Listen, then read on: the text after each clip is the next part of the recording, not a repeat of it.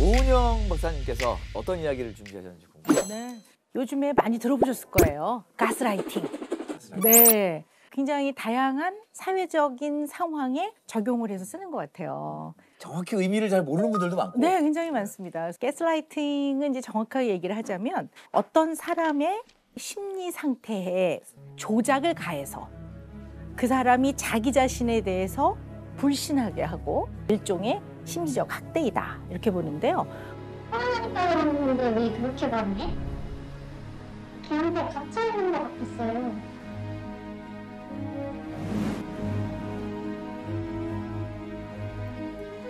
누구나 피해자가 될 수 있습니다. 그런데 정작 자신은 피해자라는 걸 모르는 경우가 많습니다. 이게 이제 가스라이팅보다는 이제 현재는 심리적 지배 이렇게 사실 이제 이거는 가스등이라고 하는 영화에서 유래돼서 가스라이팅. 이 가스라이팅이 아주 전형적인 걸 보여주는 영화라고 할 수가 있죠. 근데 그 영화를 잠깐 소개를 해드리면 이제 남편은 사실 이제 재산을 목적으로 결혼을 해서 그 위층의 보석을 탈취하기 위해서 이제 보석을 찾으려면 등을 밝혀야 되잖아요. 그 당시에 가스등은 여러 가구들이 나눴으니까 불빛이 희미해지는 거죠.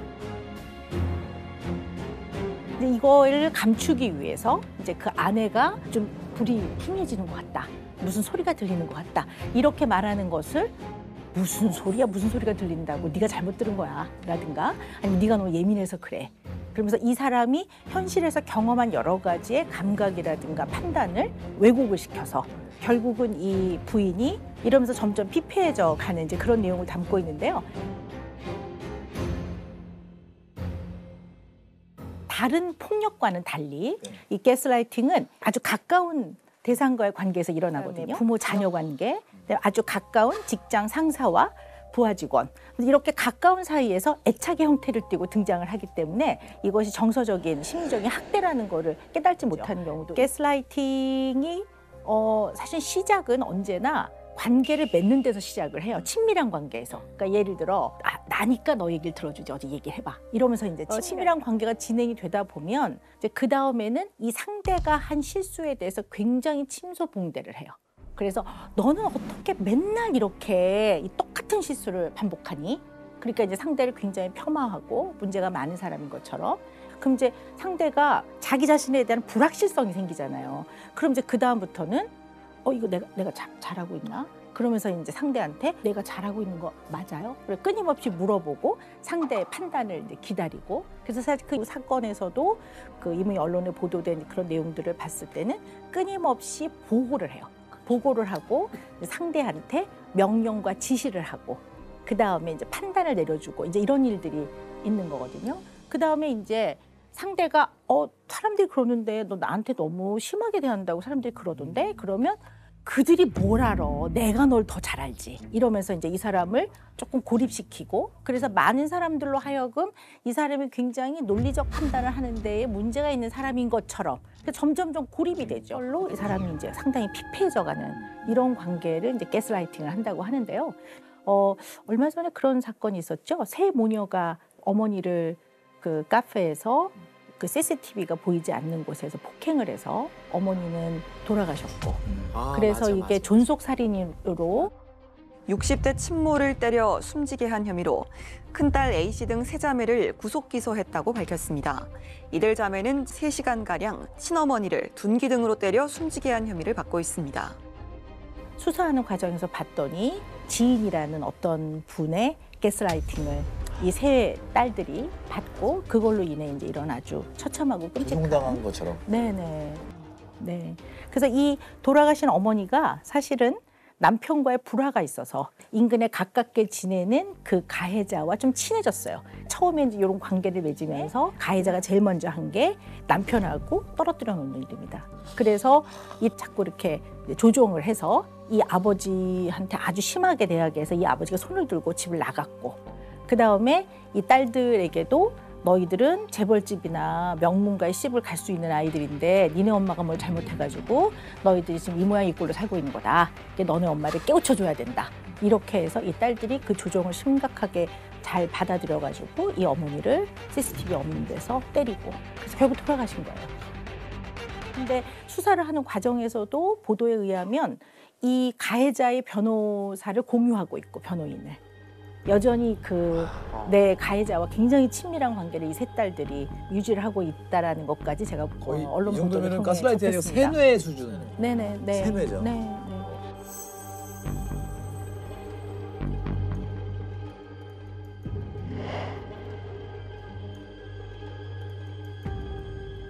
근데 이제 가해자들의 이제 심리나 이런 것들에 대한 분석들이 많기는 해요. 나르시시스틱한 그런 어떤 인격적 특성을 갖고 있다고도 하고요. 근데 이들의 기본은 상대에 대한 굉장한 지배력과 통제력이죠. 자기의 지배력과 통제력을 자기한테 지나치게 의존하게 하고 다 벼락펴락하는 거죠. 일종의 그걸로 쾌감 같은 걸까요? 쾌감보다는 그것이 그 사람이 살아가는 방식이라고 보는 거지, 일종의. 자기 조직의 회사나 기관의 장으로 그런 나르시스틱한 사람이 와버리면 꼭 피할 수도 없어요. 그러니까 가불이 네. 같이 존재하는 네. 가스라이팅. 그런 경험이 있죠, 다들. 네. 예. 이러한 가스라이팅이 대체로는 평등한 관계에서 안 이루어져요. 대개는 그러니까 상하, 위계 질서 아니면 파워에 있어서 이 평등하지 않은 관계에서 아주 많이 일어나기 때문에 개인한테 미치는 좋지 않은 영향은 이루 말할 수가 없다고 보는 거죠. 이게 이제 가스라이팅을 겪는 사람한테 당하는 피해자한테 뭐라고 얘기해 주냐면요. 그 사람을 교화시키거나 설명을 해서 그 사람의 생각을 바꾸는 건 불가능합니다. 단절하십시오 이렇게 얘기하거든요. 가장 좋은 치료법이고요. 사실 이제 이 사람이 조금 나를 가스라이팅 하는 것 같다라고 했을 때 이 사람을 약간 회피하는 것도 굉장히 중요한 방법 중에 하나예요. 물리적으로 약간 거리를 두고 정서적인 거리를 두는 방법. 예를 들어 알았어 그렇게 할게가 아니라 좀 생각은 해볼게. 이런 것들이 굉장히 이제 거리를 두는 얘기들이거든요. 내가 한번 고려는 해볼게. 거리를 좀 두는. 지나치게 공감 능력이 발달하신 분들도 좀 있다고 해요. 그러니까 공감 능력이라는 건 굉장히 좋은 거지만 이것이 지나치게 너무 발달을 하게 되면 나는 없고 상대가 느끼는 감정에 내가 지나치게 동화가 돼서 내가 나를 좀 객관적으로 보는 힘이 없어지게 되는 걸 늘 주의해야 되거든요. 생각보다 아주 친밀하고 가까운 관계에 있는 사람이 나를 위해 충고를 하는 건지 이게 가스라이팅인지 경계가 굉장히 모호하기 때문에 내가 뭔가 그 사람과의 관계에서 굉장히 괴롭다면 한 발 물러서서 아주 곰곰이 이런 것들을 잘 생각해 보는 게 필요할 것 같아요. 왜냐하면 이게 도처에 숨어 있구나라는 느낌이 탁 드는 거예요. 그래서 우리 주변에서 흔히 이런 거 있잖아요. 너 회사 그만두고 나가면 이런 대우 못 받아. 뭐 이런 거. 다 너 잘 되라고 하는 거야. 그러니까요. 너를 사랑해서 이렇게 하는 거야. 라든가. 내가 아니면 누가 너를 받아주겠니? 너는 내가 잘 알아. 다른 사람은 널 몰라. 이런 것들도 사실은 상당히 상대한테 그런 영향을 준다고 보는 거죠. 자기도 모르는 사이에 가스라이팅을 하고 있는 사람이 있을 것 같아요. 그렇죠. 네. 내가 예를 들면 내 친구 항준이에게 하고 있는 게 가스라이팅이 아닐까? 내가 잠깐만 예를 들면 이거 예를 든 거예요. 잠깐만 쟤를 말 많다 그러는 게 맞을까? 제가 봐도 말이 적진 않으니까 지금 당하고 있는 건 그러니까 아니에요. 예를 들면 나는 진짜 진심으로 위해줘서 그 말을 한 건데 지나가 보니 내가 한 행동이 가스라이팅인 경우도 있을 수 있겠다는 생각이 들어요. 네. 특히 부모 자녀 관계에서도 이런 일들이 벌어지게 됩니다. 그리고 이런 거 있잖아요. 이제 어떤 아이가 학교에서 이제 조금 풀이 죽어 있어요. 그러니까 이제 선생님이 너 왜 오늘 나가 놀지? 그래서 왜 이렇게 풀이 죽어 있니? 그랬더니 이제 A라는 아이가 제가요 다니는 영어 학원에서요 제가 레벨 테스트를 좀 못 봤어요. 아 그랬구나. 그래서요 얼마나 우리 엄마가 알면 그거 속상할까 싶어서 제가 너무 마음이 안 좋아서 이러고 있어요. 라는 아이 이제 A가 이렇게 말을 해요. 똑같은 상황에서 B라는 아이는 저 시험 너무 못 봐가지고요. 아빠한테 혼날까 봐요. 나 지금 너무 걱정돼요. 이렇게 말을 해요. 어느 쪽이 가스라이팅일까요? 가스라이팅을 다 받은 아이일까요? 여기서도 가스라이팅이 존재합니다. 되게 좀 네. 비슷한 예인데. 네. 전자. 이유를 좀 설명을 해주신다면요? 뭐라고 하셨죠? 근데 이게 왜냐면 복잡해. 네. 뭔가 교묘한 설계가 있는 느낌. 앞에 근데 결국은 같은 얘기 아닌가요? 그러니까 이게 헷갈리는데 되게. 굉장히 헷갈리시죠? 헷갈려요 네. 지금. 근데 무슨 차이지? 계속. 얼핏 들으면 A가 엄마의 마음을 이해하고 엄마의 마음을 잘 공감하는 흔히 말하면 쟤는 어떻게 이렇게 부모가 속상한 걸 알까 이렇게 들리시잖아요. 근데 사실은 B가 훨씬 더 바람직한 거예요. 왜냐하면 A는 내 마음이 중요한 게 아니라 엄마의 마음을 걱정하는 거거든요. 그러니까 우리가 흔히 아이가 시험을 못 보면 속상해하면 이걸 통해서 조금 더 배워서 다음번에 조금 더 네가 한번 또 열심히 해보렴. 이거와 야, 너 시험 못 봐서 엄마가 너무 속상해. 이게 이 차이가 있는 거거든요. 그러니까 B는 내가 혼날까 봐 나를 걱정하는 거고 A는 이 상황에서 나를 걱정하기보다는 엄마를 걱정하는 거니까 사실 공감 능력이 좋은 아이이기도 하지만 잘 살펴봐야 될 예라고 볼 수가 있는 거죠. 네. 부모와 자식 간에도 찾지 잘못하면 의도치 않게 가스라이팅이 존재할 수도 있어요. 의도치 않게. 정말 우리는 사랑하는 거지만 의도치 않게. 그래서 우리 흔히 말하는 너를 어떻게 키웠는데 내가 너를 얼마나 희생하고 키웠는데 뭐라든가 네가 엄마한테 네. 어떻게 이럴 수가 있니? 네, 뭐 그런다든가 주체가 누가 되느냐 굉장히 중요한 것 같아요. 주체가. 양육의 궁극적인 목표는 독립이거든요. 독립을 시키는 것. 그 과정에서 힘을 길러주는 과정이거든요. 그러니까 아이가 막 이제 시험 공부하면서 막 짜증을 내면 대부분의 부모가 너 하지 마. 엄마는 안 해도 돼. 이거는 주체가 엄마이잖아요. 근데 주체가 되네. 얘가 막 짜증을 낼 때 사실 공부는 네가 조금씩 배워가는라고 하는 건데 너가 오늘 할 수 있을 만큼만 해. 울지 않고 할 정도까지만 네가 정해서 해. 그리고 오늘 못한 부분 내일 해도 돼. 내일 시험인데. 네. 내가 갑자기. 네, 맞습니다. 이게 현실이긴 한데요. 그래서 이게 주체가 좀 다른 거죠. 누가 그러니까 주체는 무조건 그 당사자의 내가 마음이 주체인 거죠. 거죠. 내가 네네. 주체가 아니고. 그래서 가스라이팅까지는 아니지만 약간 우리가 많이 쓰는 일례가요. 아이가 하면 안 되는 행동을 하잖아요. 위험한 행동을 만약에 할 때 이건 위험해, 하지 마라. 이건 너한테 위험해, 너가 하지 마라. 얘가 주체가 되는 건데요. 너 혼나? 이거는 내가 집에 가서 너를 혼내겠다는 거예요. 이게 되게 다른 거예요. 완전히 다른 의미입니다. 네. 거기다 더 나아가서요. 아저씨 얘 좀 혼내주세요. 뭐 이런 사람들 그거 많이 하지. 성부 폭력인가요? 아저씨 예전에 또 우리 호응하는 어렸을 아저씨들 때 있어. 너 자꾸 울면 망태 아저씨가 경찰서 가서 네. 혼난다고 경찰 아저씨 온다고. 의외로 이런 것들이 마음과 이런 데 약간 조작을 가해서 좋지 않은 영향을 줄 수도 있다는 걸 우리가 좀 알고는 있어야 될 것 같아요. 네. 아니 네. 근데 가스라이팅에서 가장 좀 심각하게 된다는 문제가 아동학대. 맞습니다. 네, 아동학대는 정말 극단적인 예라고 볼 수가 있는데요. 그러니까 부모는 누구나 생각을 해보면 나를 사랑해줘야 되는 사람들이고 나를 보호해줘야 되는 사람이거든요. 근데 나를 사랑하고 보호해줄 이 대상이 동시에 나를 공격해요. 이 동일인이야. 이게 얼마나 혼란스럽겠습니까? 이걸 어린아이가 어떻게 극복을 하겠습니까? 거기다가 물리적 힘에 의한 두려움을 공포를 경험하게 됐을 때 이 아이의 심리 상태, 정서 상태에 너무나 좋지 않은 영향을 주게 되거든요. 그것이 극단적인 예가 아동학대인 거죠. 그래서 우리가 아동학대가 동서고금을 막론하고 예전부터 있어 왔어요. 근데 더 대두가 되고 이제 제도적으로 좀 보완이 되는데 제도가 만들어지고 보완되는데 영향을 준 게 98년도 사건으로 제가 알고 있는데 이 사건이라고요. 그 친부하고 계모가 아이들을 학대를 해서 그 누나는 이제 이미 암매장이 됐고요. 살해돼서 암매장이 됐는데 그때 누나 나이가 7살이었고요. 그다음에 그 동생은 이제 구출이 됐는데 5살.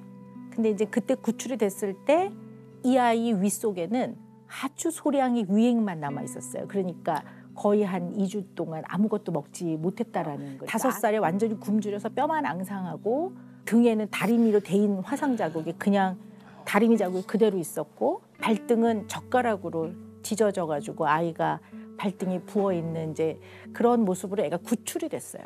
그래서 구출이 된 다음에 이제 병원에서 치료를 받고 그리고 위탁 가정에 이제 가게 됐는데 거기서 이제 굉장히 어려움이 많았던 거죠. 왜냐하면 본인이 그 생애 처음으로 만난 타인인 부모가 자기를 학대를 했는데 이 세상을 어떻게 믿으며 이 아이가 어떤 마음으로 살았을까 하는 거는 생각만 해보면 이해할 수 있을 것 같습니다. 얼마나 공포스럽고 두려웠을까. 그리고 누구와 가까운 관계를 맺는 것이 얼마나 어려웠을까. 이제 이런 것들을 생각해 볼 수 있는데요. 그래서 위탁 가정을 좀 전전하다가 어려움이 너무 많아서 이 아동학대를 겪은 아이들이 지내는 쉼터가 있어요. 그래서 쉼터에서 이제 지내면서 그때 제가 이제 그를 만나게 됐었죠. 그래서 오랜 기간에 이제 치료 후에 굉장히 어려움이 많았지만 그래도 본인도 많이 노력을 하고요. 그래서 학교도 이제 검정고시를 치르고 그렇게 해서 이제 저는 이제 그 이후로는 만나지 못했고요. 지금 이제 회사도 다니고 굉장히 잘 살고 있다고 해서 너무나 마음이 안도가 되고 그 어릴 때 그 아이의 얼굴이 이게 기억이 나면서 보고 싶고 그러네요. 너무 그 아이에게 격려를 보냅니다. 얼마나 살기 위해서 각고의 노력을 하면서 살았을까. 어른들이 정말 너무 잘못했구나 생각이 들고요.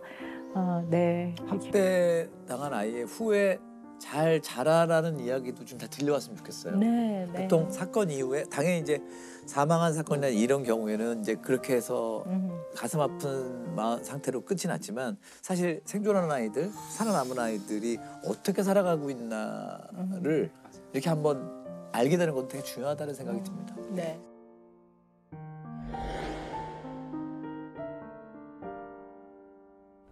더 중요한 건 어떤 경우든 소시오패스들은 가스라이팅을 한다는 거예요. 자, 그러면 이제 가스라이팅은 어떤 단계를 거치느냐? 바로 이런 단계죠. 첫 번째로 관계를 형성해야 되죠. 그렇죠? 밀접한 관계. 그러니까 제일 밀접한 관계. 우리 인간에게 있어서 제일 밀접한 관계가 뭐예요? 가족. 그런데 가족은 원래부터 혈연인데 혈연이 아닌데도 제일 밀접해지는 건 가족 만들기 전에 뭡니까? 연인. 연인, 부부.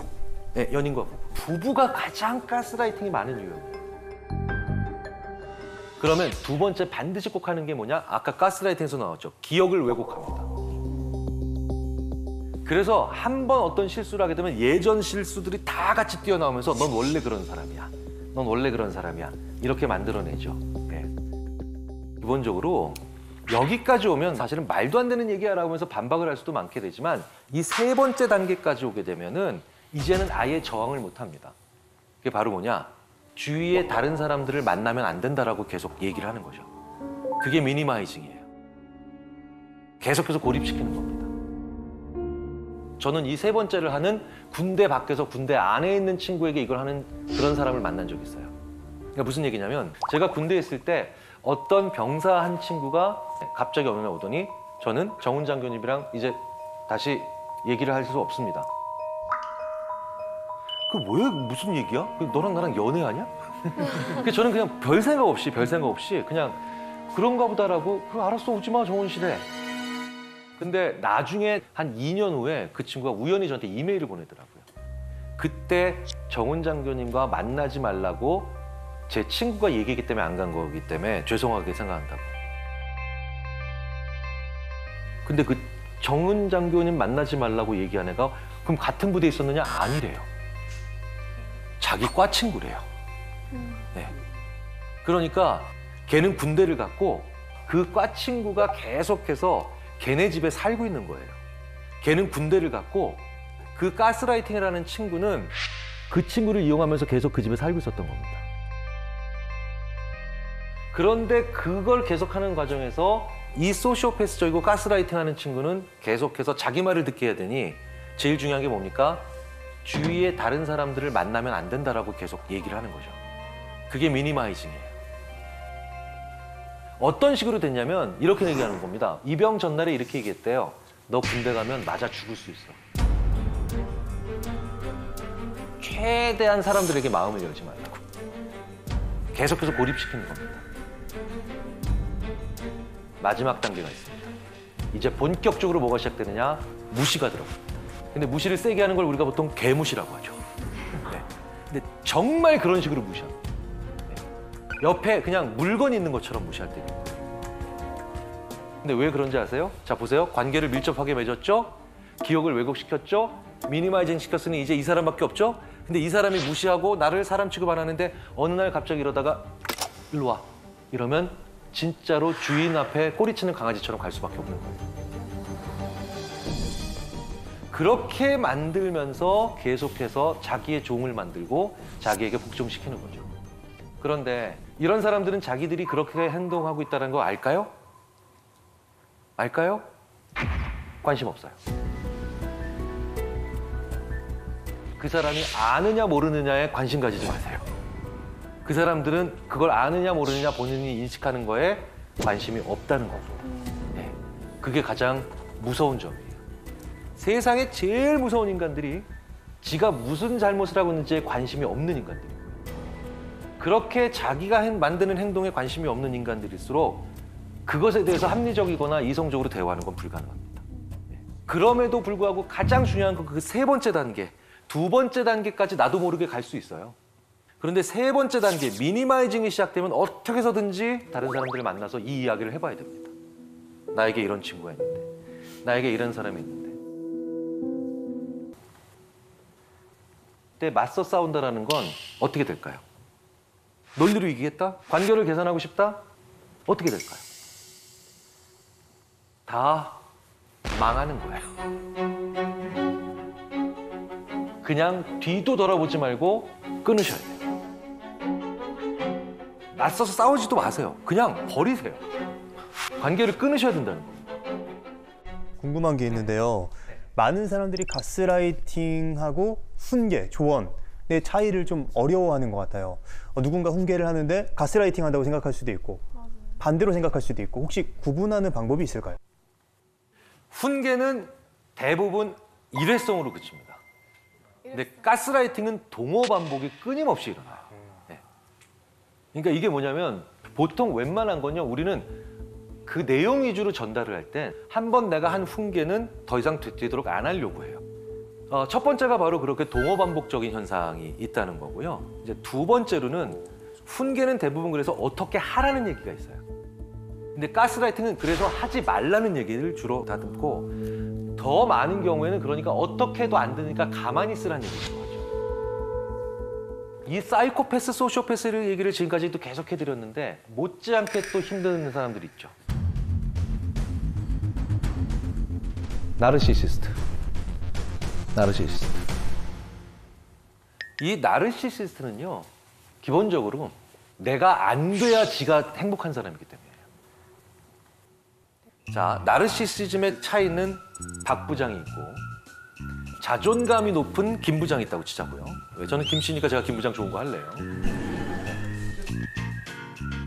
자, 이렇게 자존감이 높은 김 부장은요, 일을 잘했는데 상무님이 와서 김 부장 이번 일 너무 잘 됐네, 훌륭해 라고 얘기하면 이거 보통 이렇게 얘기합니다. 저희 팀 애들이 원래 한기량 합니다. 자, 이 말엔 이런 뜻이 있죠. 나의 부하들도 나만큼 뛰어나고 그래서 우리는 협동을 잘해서 이 좋은 결과를 만들었다. 이런 얘기예요. 그런데 나르시시즘에 완전히 빠져있는 이 박 부장은 와, 똑같은 칭찬을 받습니다. 비슷한 일을 했고요. 잘했고요. 그런데 상무님이 와서 박 부장 이번에 이렇게 일을 잘했어. 훌륭해. 라고 칭찬을 하면 이렇게 얘기합니다. 이 띨띨한 부하들을 데리고 내가 그 일을 해냈지 말입니다. 네. 나르시시즘은 내가 잘하는 것도 중요하지만 남들이 못하는 것도 중요해요. 그래서 이 나르시시즘에 있는 사람들은요, 심지어 겸손해 보이는 사람들도 있어요. 꽤 겸손해 보이는 것 같이 연극을 하지만 결국은 얘가 후지고 멍청한데 내가 도와줘서 잘 된 거야. 이 두 가지 조건을 다 충족시키려고 해요. 왜 이런 사람들이 만들어질까요? 바로 어렸을 때부터 서열과 등수에 민감한 사람으로 교육받았기 때문이에요. 와, 우리 애가 이번에 95점을 받았어요. 야, 잘했구나. 이게 아니라 몇 등이야. 그러니까 석차 위주의 평가를 많이 받았던 사람들. 때로는 지나치게 작은 일에도 과한 칭찬을 많이 받았던 사람들. 그러니까 그 큰 칭찬감을 느끼기 위해서 뭡니까? 내가 받은 일에 혹은 내가 한 일의 성과가 하이라이트 된 것보다 남이 한 일이 더 저평가되면서 그 격차감을 더 많이 느끼려고 한다는 거죠. 정말 힘든 건 이 나르시시스트가 부모가 됐을 때예요. 이런 부모들이죠. 내가 널 키우느라고 얼마나 고생했는가. 이제 이건 워밍업이에요. 자, 그러면서 이제 상처 부위 하나하나가 이제 이건 내가 너를 그때 없느라고 생긴 상처고, 이건 내가 그때 너를 안느라고 생긴 상처고, 그리고 내 인생은 너를 키움으로 인해서 망한 인생이다. 사실 자식에게 할 수 있는 굉장히 큰 저주예요. 이게 또 천륜이니 거스를 수도 없다라는, 세상에 어떻게 부모님을 버리겠어요. 그런데 나르시시스트 부모님을 둔 그런 자녀분들께는 관계를 단호히 끊으라는 말씀까지는 드릴 수는 없지만 적당히 멀어지셔야 됩니다. 부모가 행복해야 아이들은 미래를 꿈꿔요. 그런데 자기의 불행을 팔아 자기의 욕구를 해결해? 이건 정말 안 좋은 부모님이죠. 나르시시즘이 범죄로 이어지는 경우도 가끔 있죠. 그게 바로 예전에 봤던 아파트에서 근무 중인 경비 업무하시는 분에게 자기 차 손으로 밀었다고 온갖 구타하고 협박해서 결국 사직을 종용했고 심지어 그래서 스스로 생을 마감하시는 온 국민이 분노하는 사건이었잖아요. 갑질이 전형적으로 나르시시즘이거든요. 그러면 이런 나르시시스트가 상대방을 굉장히 잔인하게 다룰 때 그 전조가 되는 말이 있어요. 그게 바로 뭐냐? 어딜 감히. 어딜 감히. 학생이 감히. 젊은 친구가 감히. 여성이 감히. 전 이 말은 인간이 내뱉을 수 있는 말 중에 굉장히 안 좋은 탑10 안에 들어간다고 봅니다. 이런 감이라는 말을 쓰는 사람들 치고 나르시시스트적인 행동을 보이거나 혹은 그에 준하는 행동을 보이지 않는 사람을 본 적이 없습니다. 자, 그런데 이 악인에게 자꾸 끌리는 분들이 계세요. 이 악인에게. 첫 번째로 제일 중요합니다. 외로운 사람들이에요. 실제로 나쁜 사람들한테 피해를 본 분들의 상당수가 바로 뭐냐? 어린 시절에 외로움을 강하게 경험했고 그 기간이 길었던 경우가 많습니다. 외롭다라는 게 무슨 뜻인가요? 사람을 많이 안 만나봤다는 뜻이죠. 그래서 사람을 많이 안 만나봤기 때문에 이 사람이 떠나면 다음 사람이 온다는 걸 생각을 못 하시는 거예요. 사람을 많이 만나본 사람들은 헤어질 때 아낌없이 좋아하고 좋은 관계가 있다가도 헤어져야 하고 그 다음에 어쩔 수 없이 이별을 할 때 그때 상대방을 괴롭히지 않습니다. 그리고 본인 자신도 그래 더 좋은 사람을 만나야 되겠다. 이게 깨끗이 있는 것과는 좀 다른 거죠. 헤어짐을 인정하는 거예요. 그냥 우리는 지금 헤어지는 거예요. 그런데 이 외로움이 강한 분들은 그리고 외로움을 많이 경험했던 분들은 그걸 못하는 거예요.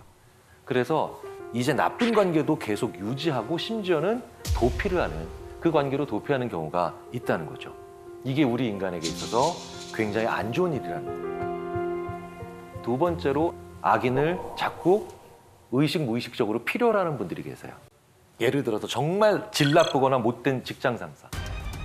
이 직장 상사를 보고도 떠나질 못하는 겁니다. 자, 왜 그런지 아십니까? 얘가 직장 상사니까 이 사람이 능력은 더 있는 거예요. 20대나 특히 30대처럼 청년기에는 굉장히 질이 안 좋고 나쁜 사람인데 불구하고 나의 사회적 경험이 적으니까 그렇게 나이 많아지면서 자연스럽게 가지는 능력이 부러운 거예요.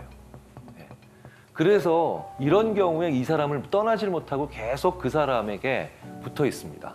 이건 정말 안 좋죠. 왜? 그런 인간들은 반드시 이런 질이 안 좋은 직장 상사는 반드시 자기가 저지른 나쁜 짓의 공범으로 나를 만들 가능성이 크거든요. 뭘 모른 척해. 내가 원래 이런 사람인 거 알고 있었잖아. 다 알면서 왜 이래? 이런 사람들. 실제로 자기 민낯이 들어갈 때 다 알면서 왜 그래? 알면서 왜 모른 척하고 있어? 이런 식으로 얘기를 하는 사람들 치고 단 한 케이스도 저는 예외적인 케이스 없이 다 나쁜 사람이었어요. 나쁜 선배죠. 자, 근데 세 번째가 있어요. 이건 나이가 젊은 분이든 아니면 상당히 나이가 있는 분들이든 가리지 않고 나타나는 유형입니다. 이게 바로 이른바 에코이스트예요. 이른바 네타시오 증후군. 에코이스트는 나르시시스트랑 정반대예요. 뭐냐? 뭔가 잘못되면 생각도 안 하고 내 잘못이라고 얘기를 해요. 진짜로 뭐만 해도 자기가 뭘 잘못했나를 먼저 생각해요. 그러니까 남한테 피해 주는 걸 너무 싫어하기 때문이기도 그렇죠. 이 모든 것들을 자기 책임이고 그렇기 때문에 상대방의 나쁜 짓에도 내가 혹시 부족해서 이런 일이 벌어지는 게 아닌가라고 생각하는 이 에코이스트는 그렇기 때문에 오로지 자신만을 생각하는 이 나르시시즘에 사로잡힌 나르시시스트에 대해 가장 착취당하기 쉽겠죠. 가장 먹잇감 되기 쉽겠죠. 자, 그렇다면 이 크레이그 마르킨 교수가 만든 에코이스트 체크리스트가 준비되어 있으니까 이걸로 한번 우리가 살펴보자고요.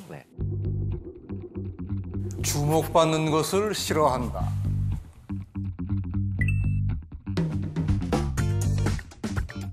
네. 문제가 발생하면 내 탓부터 한다. 유독 자기 자신에게 엄격하다. 남에게 폐 끼치는 걸 싫어한다. 타인과의 갈등을 회피한다.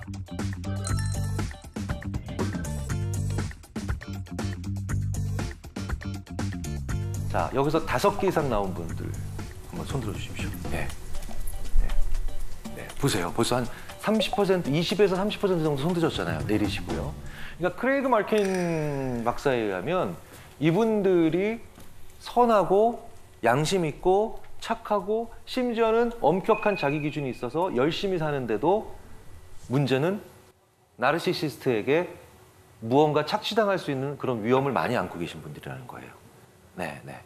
그러니까 이제 보편적이고 그다음에 당연히 정상적인 사람들은 이 에코이스트인 분들을 보면 아, 나보다 더 양심적인 사람이다 라고 생각하면서 위해 주려고 하고 그리고 그분들이 좀 더 잘 될 수 있도록 도와주려고 하는데 이 나르시시스트는 이런 분들을 보면 진짜로 진짜로 속으로 이제 쾌재를 부르는 거예요.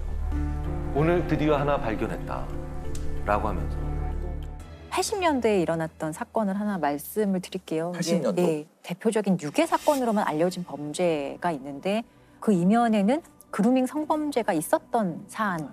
이 가해자 이름이 이제 주영형. 네. 예. 선생님 아니었어요? 예. 체육 선생님이었어요. 피해 아동은 중학교 1학년이었고 이 사건이 당시에는 피해자 이름으로 알려졌었어요. 굉장히 유명했죠 그때. 예. 1980년 11월에 중학교 1학년생이던 이제 이군이 유괴되는 사건이 발생을 합니다. 유괴범의 요구 조건은 현금 4천만 원이었고요. 당시에 왜 유괴를 했냐면 도박을 해서 빚이 많았다고 하더라고요. 금품 목적으로 이 피해 아동을 유괴했던 그런데 사실 뭐 목적대로 되지 않아서 이틀 만에 살해를 했던 사안이에요. 경찰 인력이 총 2만 3천여 명이 동원이 됐거든요. 그런데 6개월이 지나도 범인이 누군지 전혀 특정을 하지 못했던 사건이었어요. 그 사이에 범인이 보낸 협박 편지가 6통이었고요. 협박 전화가 62회에 달했다고 하고 1980년 11월 선생님을 만나러 간다던 중학교 1학년 이군이 유괴됐습니다. 현금 4천만 원을 요구하며 전화를 걸어온 범인들은 정작 만나기로 한 장소에 나타나지 않은 채 60여 차례 전화를 걸고 편지까지 보내며 시간을 끌었습니다. 거짓말 탐지기까지 동원된 수사 끝에 범인이 체포됐습니다. 범인은 바로 이군이 만나기로 했다던 학교 체육교사 주영형이었습니다. 윤상이를 포괄은 현장에 하지 않았습니다. 저녁만 죽이지 않았습니다. 죽인 게 아니에요. 그러면? 그러니까 그 성격에 못 이겨서 거의 탈진해가지고 나는 병원에 데려갈 수는 없는 그런 입장에서 약을 사서 먹이면은 그 토하고 그래가지고 스스로 그렇게. 그런데 주영형을 조사하면서 더 충격적인 사실이 밝혀지는데 주영형은 이제 유괴 살인자이기도 하지만 지금의 관점으로 본다면 그루밍 성폭력의 가해자이기도 했던 거예요. 그래서 이 주영형이 사실 사건 초기부터 경찰에 의심을 받았었어요. 왜냐하면 이 피해자가 체육 선생님하고 좀 면담하러 가겠다라고 하고 사라졌기 때문에 좀 의심을 받아요. 그런데 당시에는 설마 교사가 이런 일을 했을까라는 좀 인식도 있었고 또 이 주영형이 되게 명문대를 나온 엘리트 선생님이었고 그리고 또 가정이 있고 아이도 있고 했는데 설마 이 사람이 그랬겠어? 라는 생각으로 용의선상에서 좀 차츰 배제가 됐던 것 같아요. 그리고 이 사람이 되게 좀 과감하게 자기가 막 방송에 막 카메라 앞에서 아이를 돌려달라 이런 식으로 막 호소를 하기도 했었거든요. 근데 결국에는 범인으로 밝혀졌죠. 체육교사라서 상당히 신경을 많이 썼는데 범인들이 만약에 우리가 살아만 있다면 얘만 좀 양도를. 어떻게 밝혀지게 됐나요? 주영형의 당시 어떤 시간상의 알리바이가 조금 문제가 있다는 걸 밝혀내요.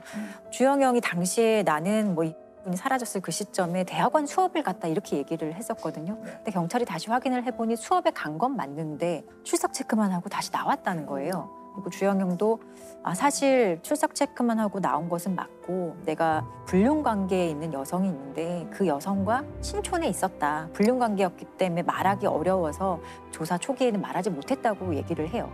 그리고 불륜 관계라고 주장했던 그 여성은 17살의 미성년자였고 이 주영영이 분의 학교로 오기 전에 여자 중학교에서 근무를 하는데 그 당시에 알게 됐던 제자였던 거예요. 본인의 알리바이에 이용을 좀 한 네. 거네요. 그 여학생의 진술은 이 선생님과 내가 신촌에 몇 월 몇 시에 있었던 게 맞다라고 얘기를 했는데 사실 이 진술이 거짓 진술이었어요. 왜냐하면 주영영이 지속적으로 이 여학생을 세뇌시켰던 거예요. 그때 나랑 있었던 거 맞잖아. 그때 신촌에서 있었던 거 맞잖아 하는 식으로 세뇌를 당해서 좀 조작된 기억에 의한 알리바이 진술을 이 여학생도 하게 되는 거예요. 그러니까 주영영의 진술에 맞춘 진술을 하게 되는 것이고 좀 이해하기 어렵죠. 그러니까 이게 그루밍인 거군요, 지금.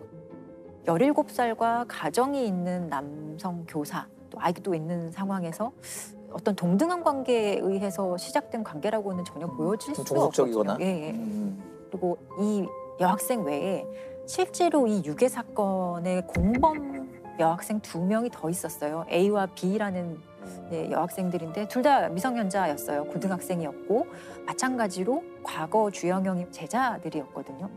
그리고 이 제자들도 사실상 그냥 일반적인 선생님과 제자 관계는 아니었고 사랑하는 관계였다라고 좀 세뇌당하는 아이들이었던 거예요. 그래서 어떤 역할을 했느냐.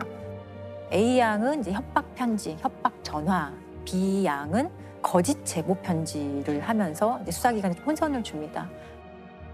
편지가 연락이 사줬는데요. 그 편지는 절대 부모님한테 안 주시다거나 혹시나 경찰 전화를 한다거나 하시면은 그리고 아이의 손발을 묶고 모포를 뒤집어 씌워서 결국 아이가 질식사를 하게 되는데 질식사한 이후에 공범 A양과 함께 북한강변에 이 사체를 유기를 하거든요. 와 근데 아무리 그렇다고 하더라도 너무 끔찍한 범죄잖아요. 여기에 가담할 정도로 그렇게 이 범행이 발각되고 체포될 위기에 처하자 이 주영영은 이 A와 B에게 자살하라고 요구를 하거든요. 근데 정말 놀랍게도 실제 A양은 수면제를 먹고 자살 시도를 해요.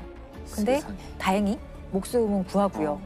B양 같은 경우는 자살할 날짜를 정하고 기다리다가 그 날짜가 오기 전에 체포가 되어서 자살에 이르지는 못하거든요.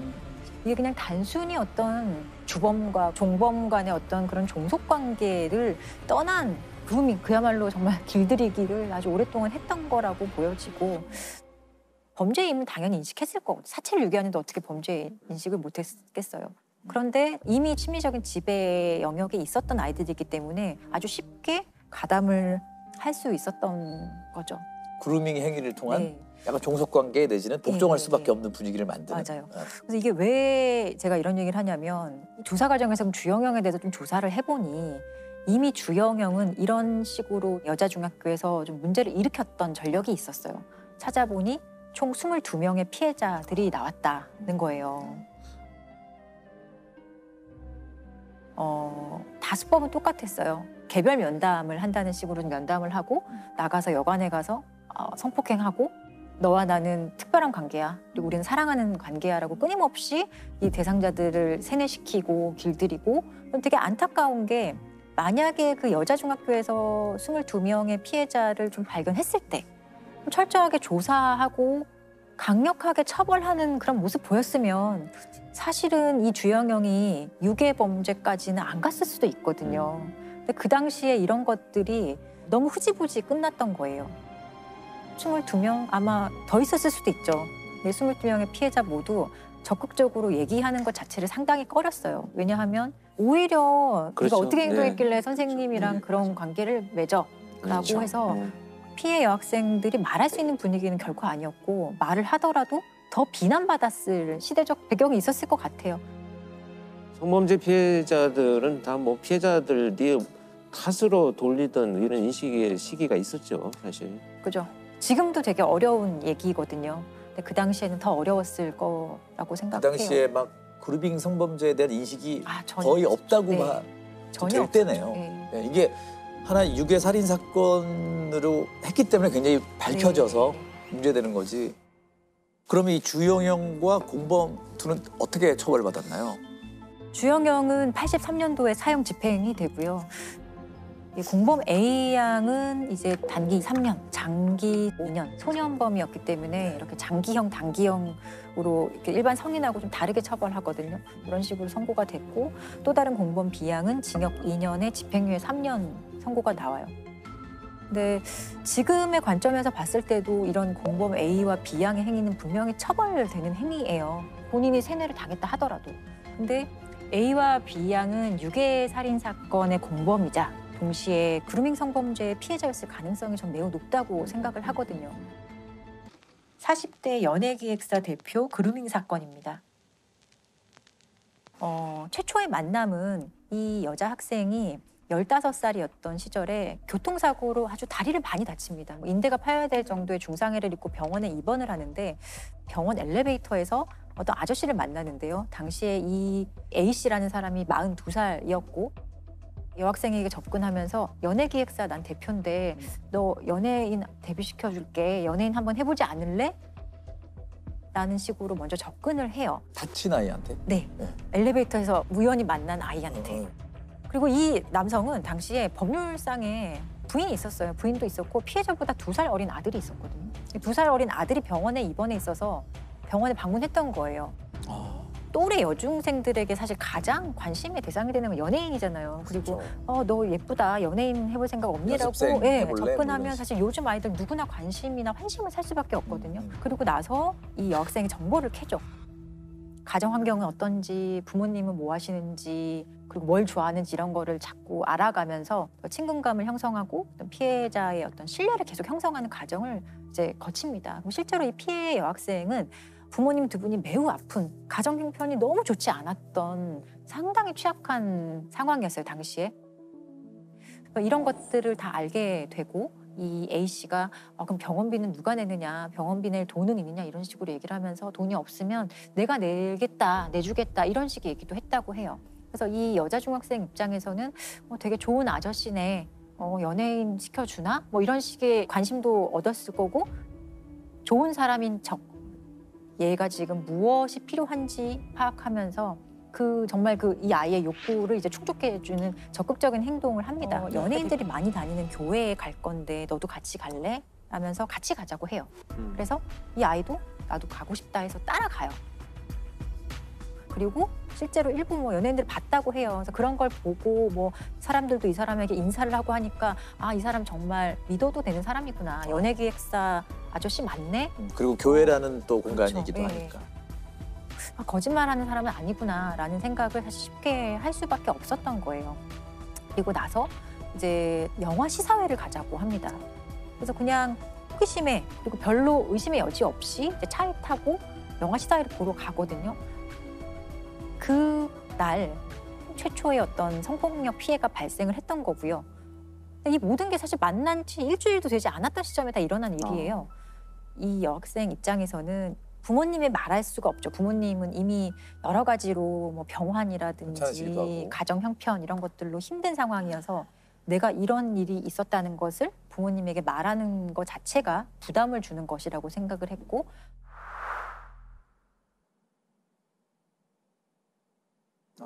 그리고 아무에게도 말할 수 없기 때문에 이 행위자 A씨에 대한 의존성이 강화될 수밖에 없었고 이 관계는 아주 성적인 관계가 계속 지속이 되고요. 이제 이 여학생 결국 임신을 하거든요. 임신을 했다고 얘기를 하니까 이 A씨는 그럼 너 가출을 해라. 대신에 집에 말하지 말고 가출한 것처럼 해서 우리 집으로 와라. 이렇게 되거든요. 그래서 이 여학생은 진짜 가출을 해서 그 A씨의 집으로 들어가요. A씨 부인이랑 아들도 그 집에 있었던 부인은 사실 같이 살고 있지는 않았지만 법률상의 부인은 있었고요. 아들도 그 집에 있었어요. 예. 근데 부모 입장에서는 갑자기 아이가 사라졌기 때문에 실종 신고도 하고 경찰의 도움을 받아서 실제로 아이를 찾아요. 근데 집에서 멀리 떨어지지 않은 이 A씨의 집에서 거주하는 딸들을 보고 엄마가 완전 경악을 했겠죠. 그래서 경찰도 이 아이를 좀 집으로 돌려보내라는 얘기를 했더니 이 A 씨는 아주 강하게 이 여자 중학생은 지금 아빠의 어떤 가정폭력 피해자라서 내가 보호하고 있는 거다. 내가 여기서 이 학생을 보내주면 폭력 피해를 뭐 방관하는 거다 이런 식으로 주장을 해서 보내주지 않아요.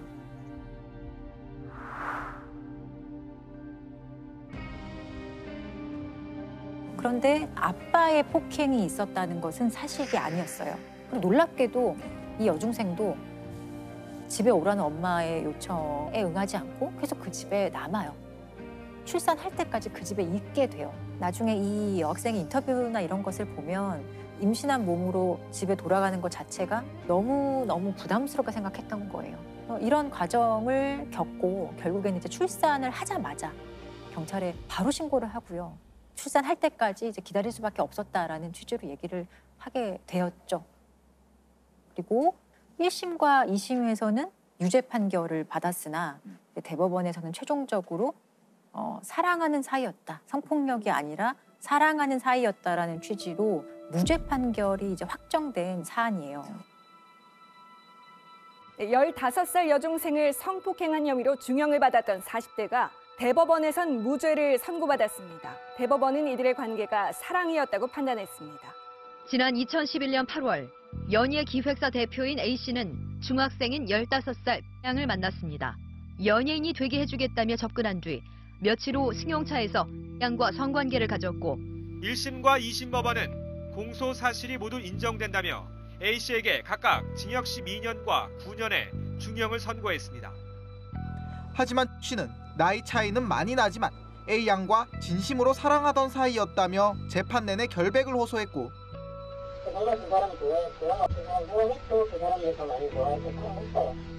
대법원은 씨의 주장이 신빙성이 있다고 판단했습니다. 저도 개인적으로 가장 대법원 판결 중에 이상하고 이해할 수 없는 판결 중에 하나라고 생각을 하는 사안이에요. 근데 뭐 대법원 판결문을 보면은 뭐 이러저러 해가지고 뭐 설명을 그러니까 예를 들면 연인으로 본 근거. 네, 이게 제가 좀 나눠서 설명을 드릴 텐데 일단 만난 지 일주일 만에 성관계가 있었어요. 근데 이 첫 성관계 경위에 대해서 이제 1, 2심 판결과 유죄 판결과 대법원이 다르게 판단하는데 1, 2심 판결은 당연히 이건 강간이다. 왜냐?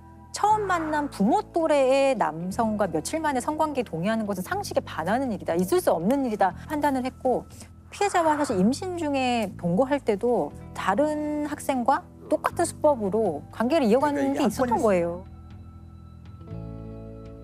그런데 대법원은 강간 아니다. 사랑이다. 피해자는 피고인을 처음 만났을 때부터 사랑의 감정을 느꼈다. 왜냐? 편지와 서로 주고받은 문자 메시지를 보면 이거는 사랑하는 사이이지 범죄자와 피해자와의 문자나 서신의 메시지가 아니다. 이렇게 판단을 했어요. 이게 사랑이냐 아니냐를 판단하는데 주안점으로 갔던 게 저는 좀 이게 과연 그걸 법원에서 어떻게 판단하죠? 그러니까 저도 되게 황당했던 게 피고인이 정말 진심으로 사랑한다고 주장했는데 이게 이제 받아들여졌던 거고 이유는 이 여중생이 출산하기 직전에 만삭의 몸으로 편지를 아주 빼곡하게 막 스티커로 형형색색 그림도 그리고 해서 애정이 담긴 것 같은 외견상으로 봤을 때는 그런 편지를 100여 통 가까이 이 사람에게 보내거든요. 그래서 결국엔 대법원에서 무죄를 인정한 결정적인 계기가 이 편지 때문이에요, 사실상. 일단 보낸 횟수가 너무 많았다. 100여 통이 넘었기 때문에 편지를 너무 많이 보냈고 편지의 그 꾸민 정도가 되게 웃긴 게 스티커를 막 사용하고 형형색 색깔, 막 색깔도 막 알록달록하게 하고 뭐 예를 들어 뭐 하트 이런 것도 막 편지에 그렸기 때문에 이런 편지의 형식으로 비추어 봤을 때도 이것은 피해자의 진의에 의한 것이고 강요된 행위라고 볼 수 없다라고 이렇게 판단을 한 거예요. 양이 씨에게 보낸 사랑한다, 함께 살고 싶다는 내용의 액동 메시지와 편지가 결정적이었습니다. 재판부는 연인 사이에나 주고받을 이야기라며 색색의 펜을 사용해 사랑하고 보고 싶다는 내용의 편지를 수차례 썼으며 씨를 오빠와 남편 등으로 호칭하며 하루에 수백 건씩 문자 메시지를 주고받은 점을 보면 성폭행을 당했다는 양의 진술을 선뜻 믿기 어렵다는 겁니다. 이 가해자라는 사람이 어떤 사람인가를 잘 따져보면 이 행위가 굉장히 안 좋은 걸 알 텐데 판결했던 판결문을 보면 피고인이 평소에 되게 좀 난폭한 성격을 많이 보였다고 해요. 실제로 이 여중생에게 직접적인 어떤 폭력이나 어떤 이런 건 없었지만 제3자에 대한 폭언이나 협박 이런 것을 이 여중생이 많이 목격을 했던 거예요. 그래서 저 사람의 요구사항을 들어주지 않으면 저런 식으로 좀 폭언이나 폭력 피해를 당할 수도 있지 않을까라는 두려움이 많았다고 이 여학생은 진술을 했거든요. 그리고 이 편지를 왜 쓰게 됐느냐, 그것도 이 사람이 편지를 무조건 쓰라고 강요를 받았다고 얘기를 해요. 알았지, 오빠한테 계속 편지 보내야 돼. 그리고 수강번호 이런 거 안 적어도 올 수 있는 게 있을 거야, 아마. 석 달로, 알았지? 그리고 3시간 되면 오빠 콜택시 부르면 되잖아. 몸 괜찮아지면. 콜택시 타고 와가지고 바로 얼마 보고 가면 되잖아. 근데 나갈 수가 없어요.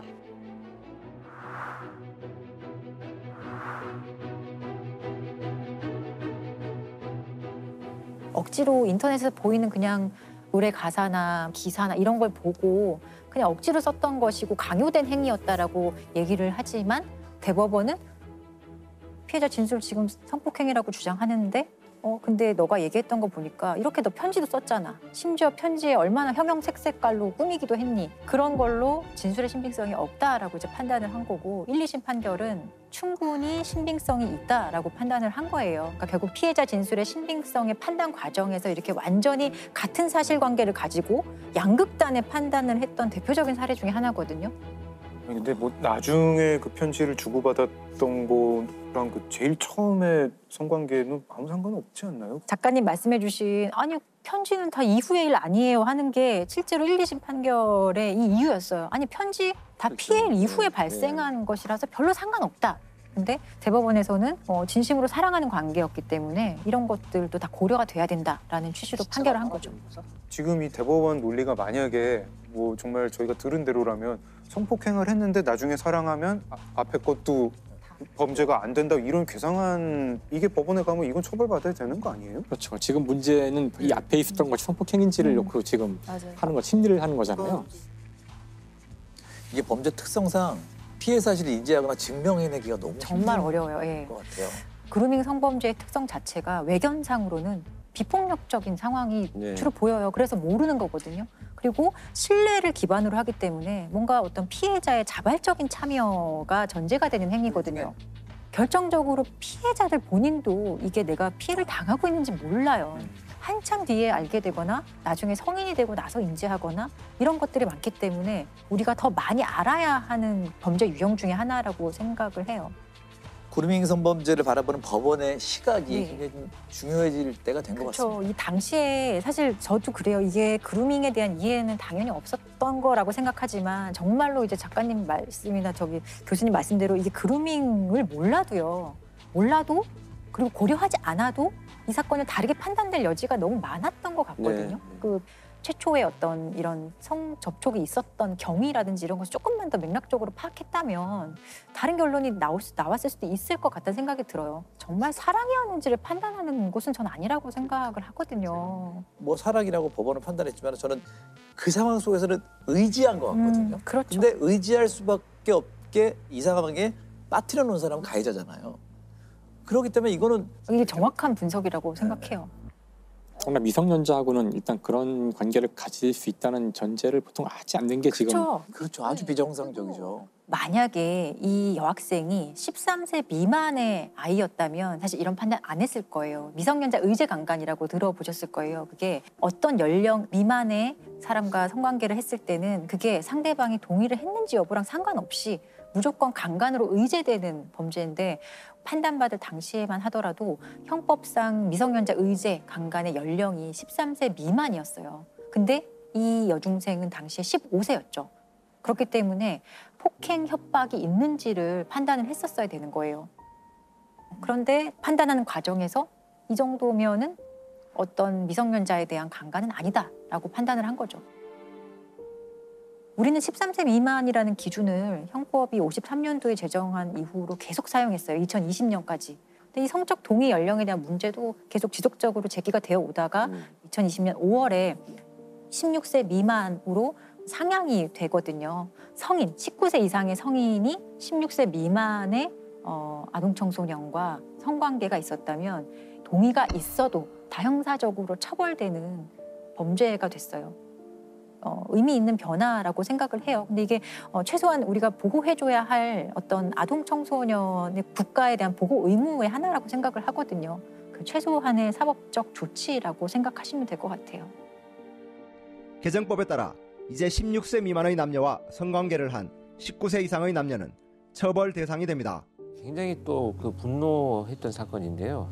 그 2005년에 한 프로그램에서 이 아버지가 백악종이라는 그 질병이 있습니다. 그러니까 이가 다 빠져가지고 어금니만 남게 되는데 이게 전 세계에 한 2% 정도 되는 희귀병이라고 합니다. 그래서 치료가 잘 안 되고 있는데 그것이 자기가 그 병을 앓고 있고 그 딸한테도 이게 이제 유전이 됐다고 해서 방송에 나와가지고 도움을 이게 불과 몇 달 만에 입원해진 거거든요. 성장 속도에 맞춰서 얘가 더 커지는 거예요. 계속해서.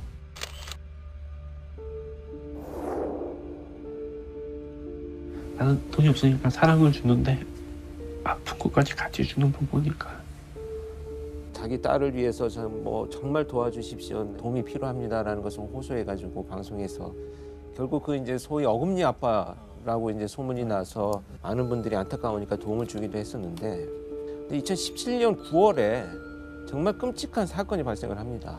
자기 딸, 당시에 14살 된 자기 딸의 친구를 수면제를 먹여서 잠이 든 이 아이를 이제 성추행을 하다가 이 아이가 잠에서 깨어나니까 이 아이를 살해한 사건이 발생했습니다. 그래서 천사 아빠로 알려졌던 어금니 아빠 이모 씨의 두 얼굴이 속속 드러나고 있는데요. 이영학 사건은 우리 사회를 충격에 빠지게 했습니다. 처음에는 이제 어떻게 된 거냐라고 추궁을 했더니 아내가 죽고 나서 굉장히 우울해가지고 내가 자살을 하려고 음료수에다가 수면제를 넣어두었는데 아이들이 이것을 놀면서 음료수인 줄 알고 먹고 그렇게 사망했다라는 이제 그런데 부검을 해봤더니 전혀 다른 결과가 나온 거죠. 이제 목에 졸린 흔적, 그다음에 이 수면제가 그 정도의 치사량도 아니고 체포를 해서 조사를 하게 됐죠. 딸의 친구를 범행 대상으로 했다는 거 정말. 그런데 이제 이 범인의 이제 포렌식을 해가지고 조사를 해봤더니 기존에 이미 가출한 여성들을 자기 집으로 불러들여서 같이 생활을 한. 이 씨는 자택 건물 5층에 사무실 같은 여러 개의 방을 두고 평소 최소 2명에서 서너 명의 젊은 여성들과 함께 지냈습니다. 그런데 이 범죄자가 참 특이한 게 14살부터 19살까지 요 미성년자네요. 미성년자인데 아주 교묘합니다. 13세 미만이면 처벌이 훨씬 더 커요. 그러니까 이건 형량상으로 봐서도 다 경계선을 넘어가고. 그걸 계산해서 한다는 거예요? 네, 계산을 했어요. 왜냐하면 이영학이가 자기 아내를 만날 때가 14살에서 만나서 16살에 이 딸을 낳았거든요. 그러니까 충분히 알고 있었고 단순히 소화기호증이다 이런 이제 분석을 하신 분들이 계셨던데 소화기호증은 13세 미만을 대상으로 하는 거거든요. 이영학이 같은 경우는 단순 소화기호증이라기보다는 취약한 문제를 갖고 있는 사람들을 이렇게 유인을 해서 성범죄를 많이 시도를 해왔다는 거죠.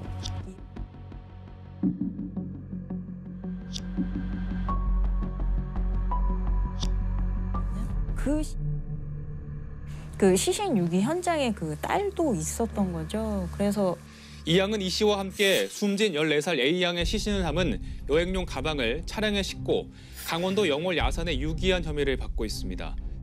그 포렌식 수사에서 드러난 것은 더 끔찍한 건 뭐냐면 그러니까 이영학이가 자기 딸의 휴대폰에 있는 친구들 사진을 보면서 선택을 했어요. 얘를 데리고 와라. 사실 14살이면 이 문제를 합리적으로 판단할 수 있었거든요. 뭐 주변에 알린다든지 신고를 한다든지. 근데 그런 것이 없이 동조를 하고 또 심지어 자기가 데리고 오기까지 했다라는 것이 이제 공범이다 이렇게 많이들 평가를 하고 있는데 그 배경을 우리가 살펴볼 필요가 있는데 제가 볼 때 이 이영학이는 가정폭력이 굉장히 심했던 것으로 추측이 됩니다. 그런 폭력이 계속 이어져 왔기 때문에 내가 어떤 방식으로 하면 더 이상의 폭력을 받지 않는다는 것이 이미 학습이 되어버린 것 같아요. 스톡홀름 신드롬이다라고 우리가 얘기하는 것은 피해자가 가해자에 대한 어떤 감정을 교류하는 것으로만 우리가 알고 있는데 폭력을 견디는 수단으로 내가 동조하는 모습이 포함이 되어 있거든요. 이건 사실 연민을 갖는 게 아니고 더 이상 이제 힘들고 괴로우니까 그냥 따라가는 것처럼 보여지는 거죠. 근데 남들이 볼 때는 굉장히 비이성적인데 왜 저러지? 왜 신고 안 하지? 정서적으로 완전히 종속돼 있었던 거네요. 상당한 가스라이팅의 상태였던 걸로 보여집니다.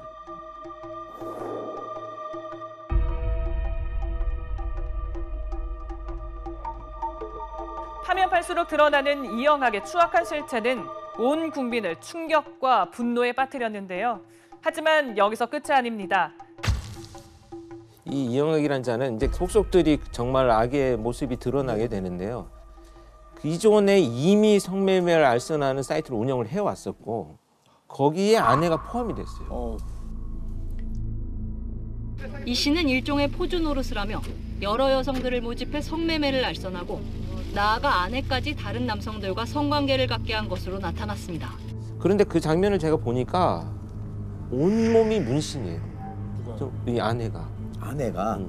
그러니까 옷을 입고 있는 것 같아요. 그러니까 손과 얼굴을 제외하고는 완전 옷을 입고 있는 것처럼 온몸에 문신이 되어 있고 뭐 아주 그 혐오스러운 글자까지 막 이렇게 새겨져 있고 그런 상태에서 성매매를 시키고 그 장면을 또 녹화해가지고 사이트에 올려서 또 수익을 얻고 이런 행위들이 이어져 왔다는 거죠. 아내 최 씨하고 관계가 너무 이상해요. 그러니까 어떻게 이 관계가 어떻게 부부가 될 수 있나 싶거든요. 그렇죠. 그게 이제 그 여러 가지 해석이 가능한데요. 상당한 폭력과 지배 속에서 있었던 것으로 이제 추측이 되고요. 자기가 어릴 때부터 아마 15살, 16살에 이영학과 결혼해가지고 이렇게 살아갔다는 것은 가정의 어떤 그 정상적이지 않은 어떤 것들이 좀 추측이 되는데 이러다 보면 지금 현재 관계를 맺고 있는 사람한테의 의존성이 굉장히 높아집니다. 마치 이 상황을 벗어나가지고 뭐 그 다음에 나는 어떻게 살아야 되지라고 하는 이런 비합리적인 어떤 의존성이 굉장히 높아져가지고 그 참 합리적인 판단을 못하게 되는 경우들이 많죠. 그 아내 사망 이후에 이영학의 행동이 그 이상 감정이 한두 가지가 아니라면서요. 그래서 아내가 사망을 한 것이 이제 본인이 극단적인 자살을 해서 아파트에서 이제 술을 마시고 다투다가 뛰어내렸다 이렇게 얘기를 하고 있는데요. 네. 그날의 행적이 굉장히 의심스럽습니다. 뛰어내렸는데 내려오질 않아요. 그리고 119에 신고를 하고 구급대가 도착하니까 그때서야 나옵니다. 구급대가 심폐소생술을 하고 구조 행위를 하고 있는데 휴대폰을 그냥 하고 있습니다. 그러니까 굉장히 의심스러운 점인데 투신 직후에는 아내 곁을 지키며 오열하거나 하지 않고 휴대전화만 만지작거리던 모습을 보였던 이영학. 근데 여기서 더 한 가지 의심스러운 것은 그 유서가 이 아내가 자필로 쓴 게 아니고 프린트가 된 거예요. 그래서 그 염을 할 때도 자기가 자기 휴대폰을 이렇게 걸어놓고 자기가 녹화를 했어요. 자기 아내를 염을 하면서 직접. 말할 때마다 웃는 눈도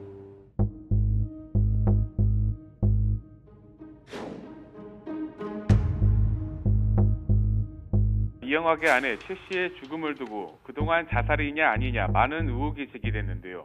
사실은 이제 그 사망하고 나니까 그래서 밝힐 수 있는 방법은 없고 내가 싸웠다라고 하니까 뭐 이런 상처들도 났다. 또 다른 방에 있어서 못 봤다 이렇게 진술하고 있기 때문에 그 수사에 대해서는 사실 입증할 수 있는 자료가 굉장히 부족한 상태입니다. 안타까운 것은 자기 아내와 딸은 결국은 자기 어떤 그 금전적인 목표를 이루기 위한 도구로만 이용됐다는 그런 안타까운 사건이죠. 그걸 오히려 제 아내 죽음 자살에 대해서 좀 진실을 밝혀주십시오. 처음에는 그냥 정신없는 사람이라고 생각했다가 너무 용의주도 하고 나쁜 사람이네요. 이런 현상을 보이는 게 이제 뭐 여러 가지 이유가 있겠지만 사이코패스도 있을 수 있고 특히 경향성으로 봐서는 이 연극성 성격 장애의 경향성이 굉장히 저는 높다고 생각을 합니다. 이게 연극성 성격 장애라는 것은 어떤 관심을 끌기 위해서 굉장히 극적인 드라마틱한 것을 잘 만들어요. 그리고 그 관심이 조금이라도 소홀해지면 막 충격적인 일을 만들어서 어떻게든 관심을 끌고자 하는 이런 그 경향성이 굉장히 높은 사람들인데 이 사람들이 그 성적 중독이 굉장히 높은 경우가 많습니다.